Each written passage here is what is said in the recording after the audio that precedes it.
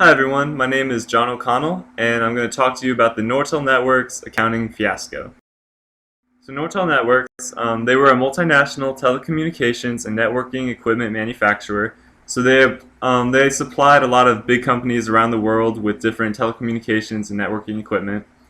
They were headquartered in Ontario, Canada, and at their peak, they were one of the largest companies in Canada. They actually were about one-third of the Canadian Stock Exchange, their value, so they were a really big company, and they employed almost 100,000 people around the world.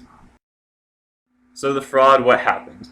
So in 2000, executives from the company broke U.S. accounting rules to bring forward revenue recognition for the sole purpose of meeting market expectations. However, they actually pulled more revenue than they actually needed to meet those target expectations. And so at the end of the year in 2000, they reversed some of those revenue entries, and as a result, their quarter four revenues were actually inflated by $1 billion. And so in 2002 and 2003, the same executives set aside a pot of excess reserves. This was in order to smooth over some of the gaps between company performance and Wall Street expectations. And under U.S. company law, Nortel, they should have declared this money as income, but they did not. And so in the first and second quarters of 2003, they released some of these funds in order to boost earnings, fabricate profits, and to pay bonuses to these executives.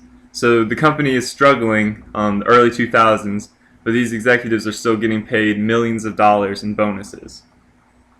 And so finally, in 2003, the end of 2003, the company did a comprehensive review of the books and discovered that these errors were going on, this fraudulent accounting.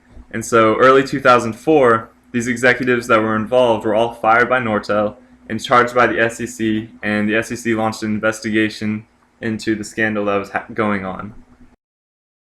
And so the trial. In 2013, the three men were found not guilty. The three executives that were involved in the accounting scandal were Frank Dunn, the CEO, Douglas Beatty, the CFO, and Michael Golgi, the controller.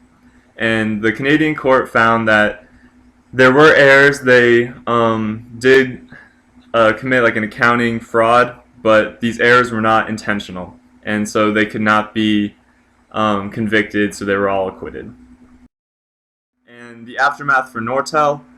So the company was struggling since the early 2000s due to the technology bubble kind of bursting, and also from the accounting scandal that went on in the early 2000s. And so after this, Nortel continued to decline. In 2009, the company filed for bankruptcy, selling off most of their business assets to other companies. And so that's what happened to Nortel. These are my sources. Thank you.